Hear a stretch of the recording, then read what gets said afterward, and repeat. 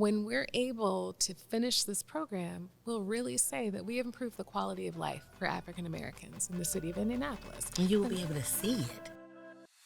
Welcome to the IAAQLI 6 Pillars in Action podcast, where we deep dive into the transformative impact of the work being done in Indianapolis Black communities. Get ready to be inspired by the incredible projects and organizations making a real difference in the lives of Indianapolis residents. And that conversation starts right now.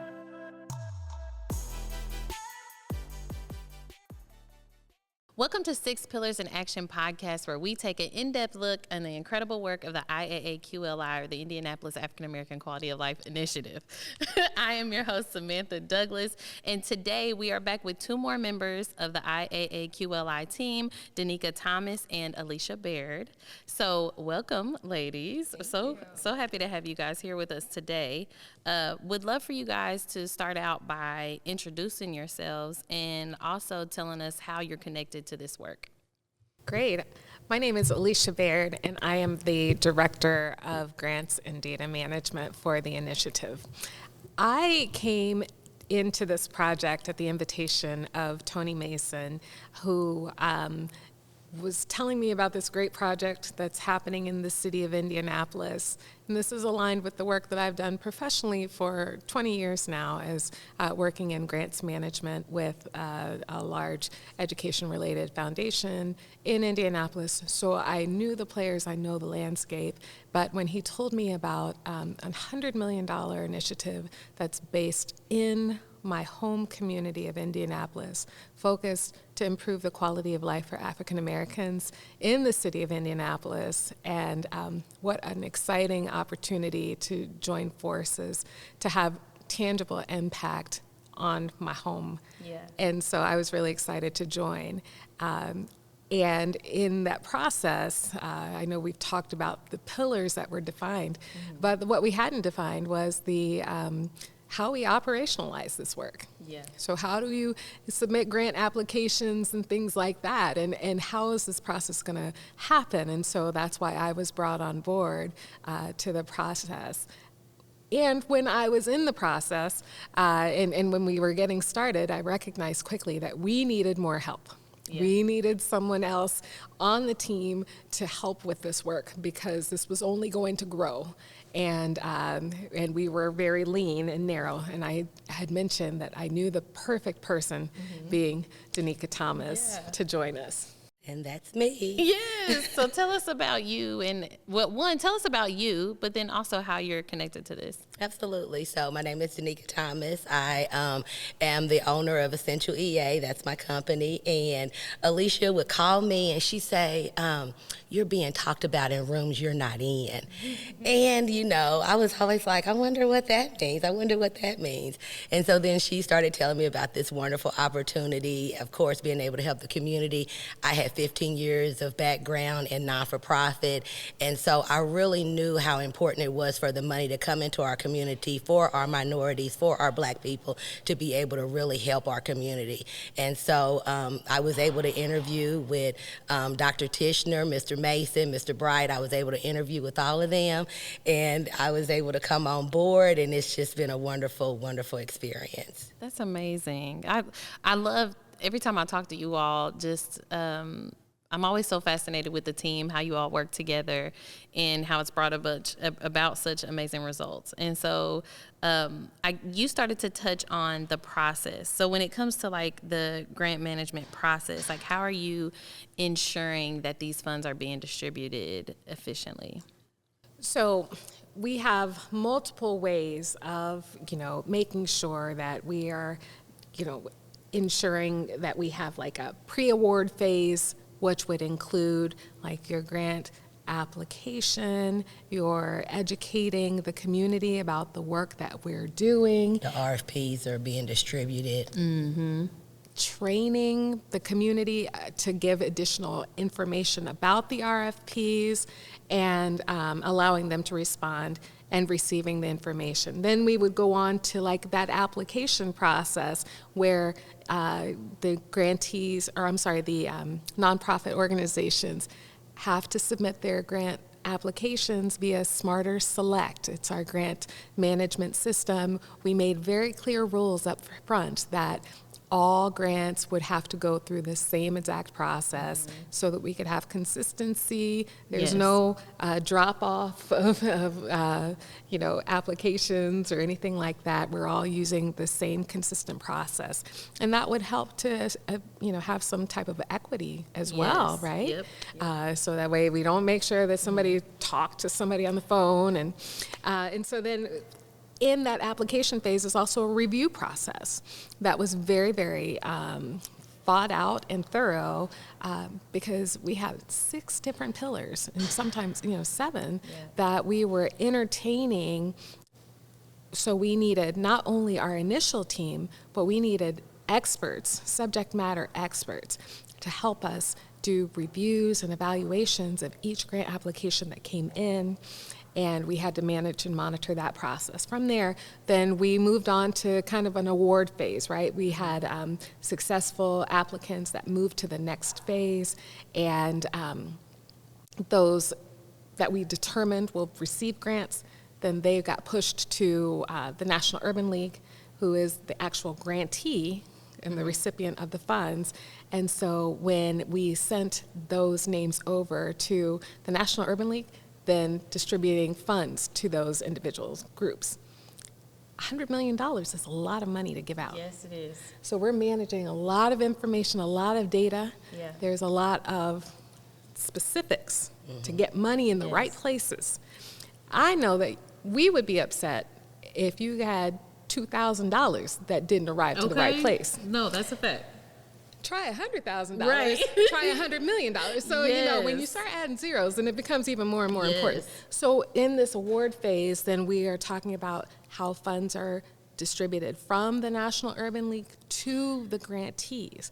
For over 150 organizations in Indianapolis, or, grant recipients, there's a lot of management there. So we Yeah. are very much committed to going through that process.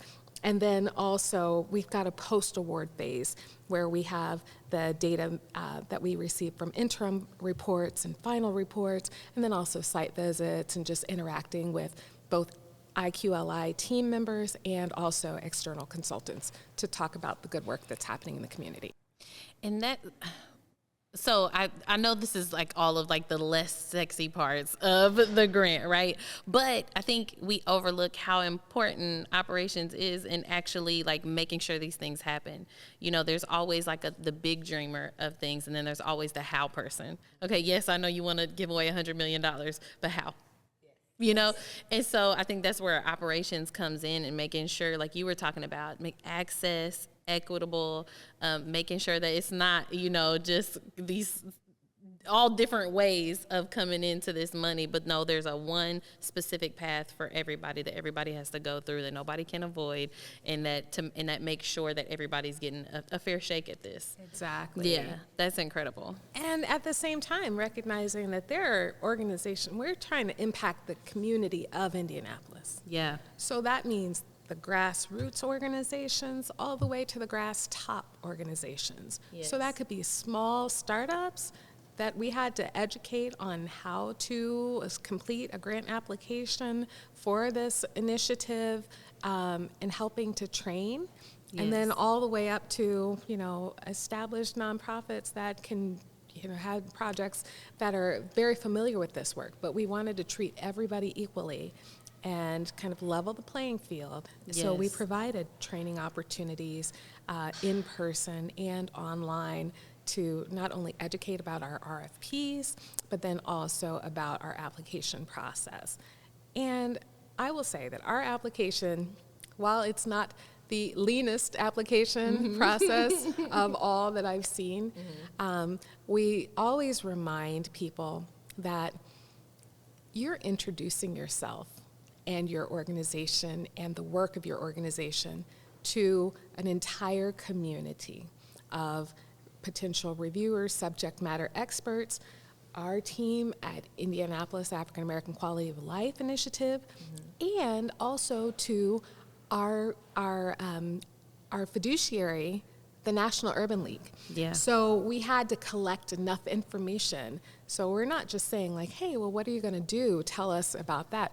We want to learn about you. We want to learn about your organization. We want to learn about the finances that you have, the management structure at your organization, and the impact that you plan to have. So it was very, very thorough. Yeah. But it was because we have to tell this story to so many different audiences. Your response really set me up for how are grantees being supported through this process, because you were talking about how it can, be a lot. So how are you all able to support grantees? Yes. We have a very small yet mighty team, and we provide support for grantees and just even applicants during the process. We have a clear guidelines and review process that happens, and so that way we can make sure that we obtain the important information from our grantees.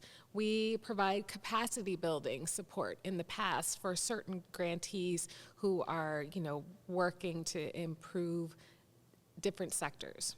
Some that come to mind are in early education. We've called grantees together to have conversations with lead agencies in the community. Danica? We have strategic funding. We do collaboration with partners. So we definitely want our grantees to know that they can come to us and we will help them with their program, trying to help them make sure that it is successful, because their success is our success. If we don't have a good story to tell, we may not get this opportunity again. Yeah. And so we want to make sure that that is documented in the reporting, in the site visits, just everywhere. We want to make sure that we are capturing that information. So with that, I love that you said too that you guys support applicants as well. So were you able, through this process, were you able to see applicants that were like, you know what, they just need a little help here or there and it would really take them over the top? Yes, we were. We've been able to not only provide training opportunities for applicants in the city of Indianapolis, but then we've also been able to introduce applicants in similar spaces to try to learn from each other. Especially with the grassroots and the grass tops organizations, because if you're a grassroots organization, then you're just now getting started. You need to, maybe get your SOPs together. You may be a one-person operation and you just have your board, to where you have your grass tops organizations that are well established. They have a team and they're able to really be able to guide the grassroots organizations to become a grass tops organization. Yeah. So with that, I know you mentioned site visits and things like that. So when it came to those kind of things, or helping them like stay on track, what kind of support was there for that? And like, did they know about site visits? Were they okay? So So can you talk about that just a little bit? Absolutely. So we try to do site visits with all of our grantees. Of course, with such a small team, we're not able to get to all of them because we do have a large amount. But at the site visits, we do reach out to them prior to. We try to give them at least 2 weeks notice to make sure that the key people are there in the room, or we're able to talk to them. They're able to talk to us, provide us with any challenges that they have, so that we're able to assist them to be successful. Okay, nice. I love that. It's interesting because sometimes our grantees feel like this is an audit, right? We've been to site visits where they came out with binders and everything, and we're like, okay, it's not that type of visit. No, we want to hear about the good work that you're doing and the successes and challenges that you've had, because we feel like we are a partner and try to link resources where we can to meet the challenges and meet the grantees where they are. We recognize that everything doesn't happen as we write it down and think that it's going to happen perfectly on paper. And, there have been delays for many grantees. What we encourage is that they're honest and that they're forthcoming and sharing with us as they're going through the process, so that we can help to be responsive and help them to meet their needs as well. Yeah, and I think that's important to note, that these aren't just about like audits or accountability, but they're also just to check in and be a partner in this process. I think that's beautiful, because we need that kind of support, especially organizations you were talking about, like one person shows, because I'm definitely most times one woman show, right? Right. And we're always trying to figure out how do you do all these things, all the reporting, all of the requirements. So that's amazing. When we come back, we're gonna have more with Danica and Alicia, just more behind the scenes about how the grant process works and how you can get connected. Coming up next on the Six Pillars in Action podcast, we'll continue our conversation with IAAQLI leaders. And don't forget to subscribe to our podcast and visit the IAAQLI website to learn more about the incredible work being done and how you can get involved.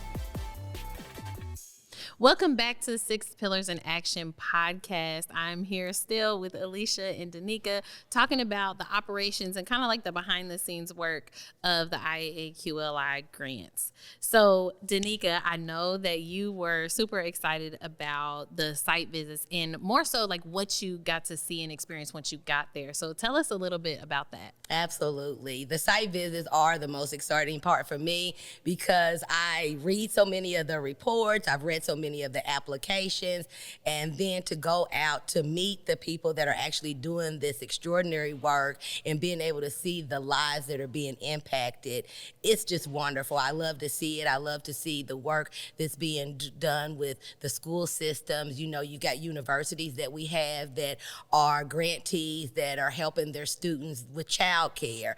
And so those are things that have always been roadblocks to people getting their extended education. And so it's always wonderful to see how we are assisting that. And so that is definitely improving the quality of life for our Black Americans in Marion County. Yeah, and accessibility, especially with that daycare. Absolutely, right there on campus. Yeah, that's amazing. Yes. Well, how about you? Like, what has there been any that really stuck with you when you went to a site visit? Like, wow, to see this in person is incredible. Yes, there are homes that are being built in neighborhoods that would be considered re-emerging, I guess, in our language today, where developments that are happening, but then not only do you have new homes being built, you have homeowner training that is being provided to young first-time home buyers so that they will be able to purchase homes in their neighborhood and then also obtain some type of property value because their homes are, higher value because QLI funding has enabled them to get these opportunities.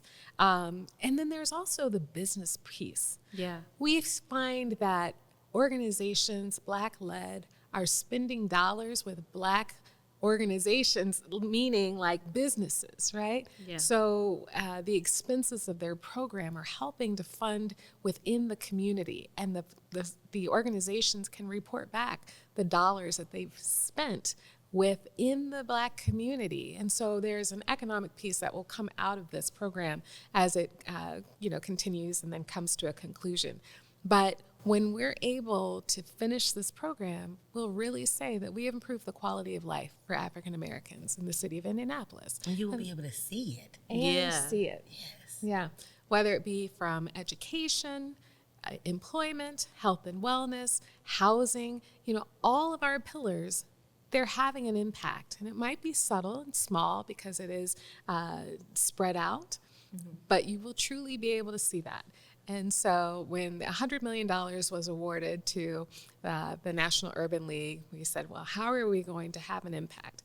Because there are many people who would have thought, well, why don't you just pass out money to all Black people in the city of Indianapolis? Well, we're really talking about long-term impact, lasting impacts that our community will continue to grow and thrive.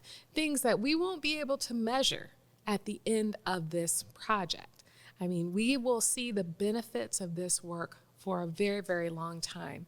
And it's a wonderful investment, but I hope that the benefits that we really won't be able to see them immediately because they're going to have such a strong, growth for our children, our young people. There's a project they're building homes, but it's young people, it's training young people how to be general contractors on this work. So not only do they get a certification that's through this program for employment, but they're also rehabbing their own neighborhoods Yeah. with new homes. And after this project, then they can start businesses in GC work, so that way they can continue to have economic impact and better job opportunities. So that's generational, right? Not only are you building your community, but you're also building your knowledge base and building employment opportunities, and families are going through that process. So what can we say that the next builders will come from this small initiative that started in Indianapolis? I think what you said is so important too, because I think so many times we think negatively about how we support each other, especially within the Black community.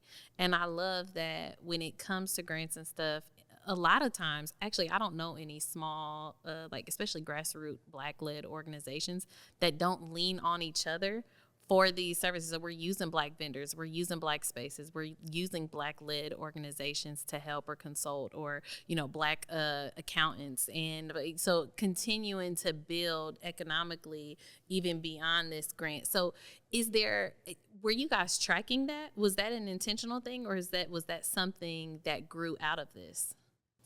There is a question that we ask in the interim and final reports around, how much of your grant dollars has been spent with Black businesses, because and we ask that in the interim report just to give notice to the grantees to say, hey, let's reconsider how our impact is not only just building a home, it's also our ability to reinvest these dollars through corporations and through our contractors, through caterers, through all of these opportunities to invest in Black businesses in our local community.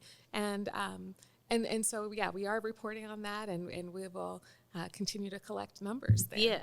So I know we've alluded to it kind of like throughout all of these conversations we've had with our IAAQLI folks, but it seems like you guys are also kind of building this network of folks too that can connect and support each other, or step in to support each other. Like maybe they need this thing. Well, this other grantee does this thing. Like, do you guys have a network, or do you support a network of grantees that then work together? We definitely have grantees reach out to us. Then if you're in the same pillar, we do try to do pillar assignments. Now, I guess we shouldn't say assignments, but gatherings to let people know, I have a grant in this pillar, you have a grant in this pillar, maybe there are some synergies there, and we may be able to partner together. And so we definitely try to bring those organizations together. We do that during the orientations. We do that during, our technical assistance, which is available online on our website. Just wanted to throw that in there. And so we definitely try to assist in any regard we can, so that the grassroots and grass tops organizations stay. After we're gone, some of our grassroots organizations, this may be the largest amount of grant funding that they've received. And so we don't want this to be the end. We want this to just be the beginning for them. Yeah. And so I know we spent a lot of time talking about really supporting people through the application process, through like requirements, things like that. But what about implementation? So like when your grantees came in, because I can imagine, you write this big thing, it's a beautiful vision, you got all the right partners and stuff, but when you go to implement it, you're like, oh my gosh, there's challenges. You can either talk about like a specific time, like specific challenges, or just like how did you guys support people through overcoming those obstacles in implementation? We encourage grantees to communicate with us frequently and openly and honestly. Yes. Now, while it might seem a bit removed because it is going to the info at IAAQLI website, or, mailbox, that mailbox is actually managed by humans, so it's not a bot, and we are responsive to the needs that are expressed. So there can be anything from funding challenges where, delays in funding have caused delays in the start time of one's program, or staffing challenges had been big for a lot of grantees where, they had a leader of an initiative and the person who was supposed to implement it left and went to a different place. And so now that they're trying to rebuild their human capital to pull this off. And so that might be an actual delay. There are some times when grantees are asking to pivot a little bit because conditions have changed, or housing costs have gone up. So we had a lot of delays at that, with those pillars. Not that it's bad. We just ask for constant communication so we can inform our fiduciary group, the National Urban League, so that way they know exactly what's going on or what the holdup is. And then we have the grantees consider, if they need a modification to their original grant agreement, then to submit that. So that way we can document the work and have an appropriate closing date for their grant program. Again, because this is not limited to the eyes of a small QLI team, this information is constantly reported back up to the National Urban League, who also reports it to the funder of the Lilly Endowment. So we have to be sure that all of these questions, concerns, issues that pop up, that we can respond to them.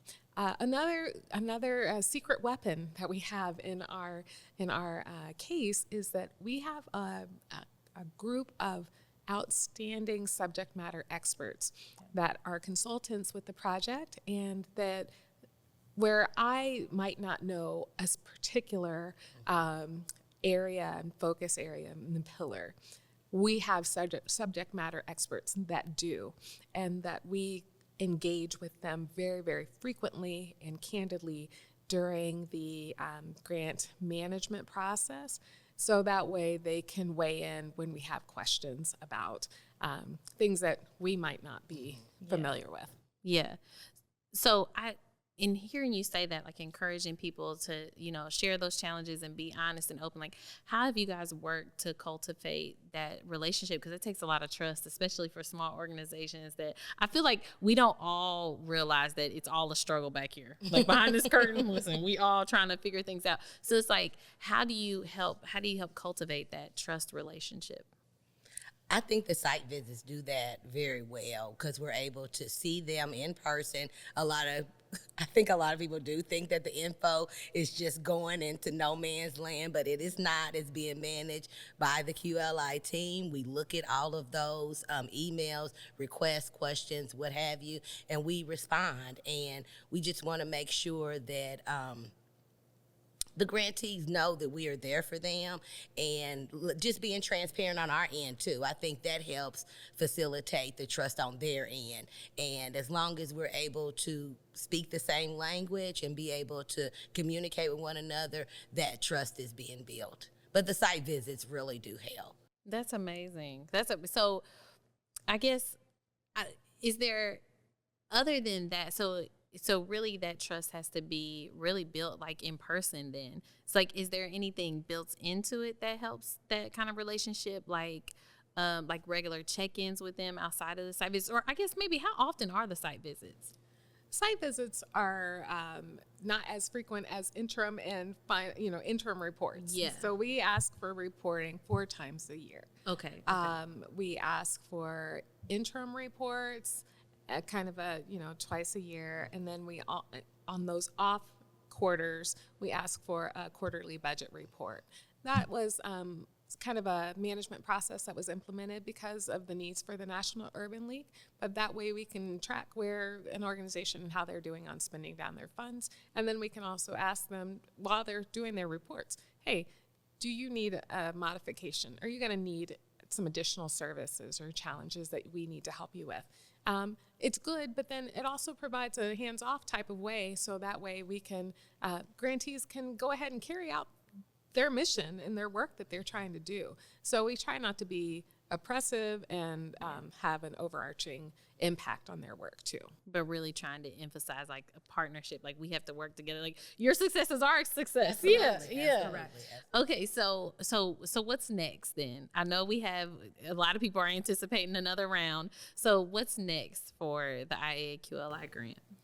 We have round 4. Final round. Yes. Final round, so that we will announce that during this upcoming spring time, and that's a competitive round, and we will be able to provide educational resources for grantees, as we've done in the past, and then have an open application. We'll have the application submission. Then the applications will be reviewed, and then from those, the final recipients will be sent up to the National Urban League for funding. And how can people like stay up to date on that information? Is it the website? Is it social media? What's best? The website, we do keep that updated with all the information, including this podcast will be on the website, so they'll be able to listen to it in any future podcast. But then we also have on the website, you can sign up to receive additional information, so you'll be notified when the next round of funding is dispersed. You'll be able to know what's going on for future technical assistance. So that signing up on the website to receive emails, and the emails will come from info@IAAQLI.org. So just make sure that that is safe so that it's not going into your junk. Yes. And so, because people say, well, I didn't get anything. Yeah. Well, are you sure? And so we just want to make sure that you are receiving the information, especially since this is the final round. We definitely, and it is competitive, so we want to make sure that we're able to continue to help as many people in the community as we can. Thank you so much. Thank you all so much for being here. Thank you for the work that you're doing. I think people on the backside of things aren't always getting the shine and the really pats on the back that you guys deserve. So I just really want to thank you, and thank you for your work. Thank you for the effort you've put into this, because it really is impactful and a beautiful thing that's happening in our community. Thank you all so much for joining us for another episode of Six Pillars in Action podcast. Of course, you can follow us on social media, on YouTube, or any of your favorite podcast platforms that you can stay up to date on all the information about the IAAQLI and the next grant round that'll be coming soon. Thank you. We hope you enjoyed today's Six Pillars in Action podcast and learned more about how the IAAQLI funding is impacting our city. And remember, to stay up to date on what's happening with IAAQLI and the Six Pillars in Action, subscribe to the podcast in Spotify, Apple Podcasts, and Google Play. You can also check out the Six Pillars in Action newsletter, blogs, and other videos on our website at IAAQLI.org. Until next time, let's continue to celebrate the power of transformation. See you next time.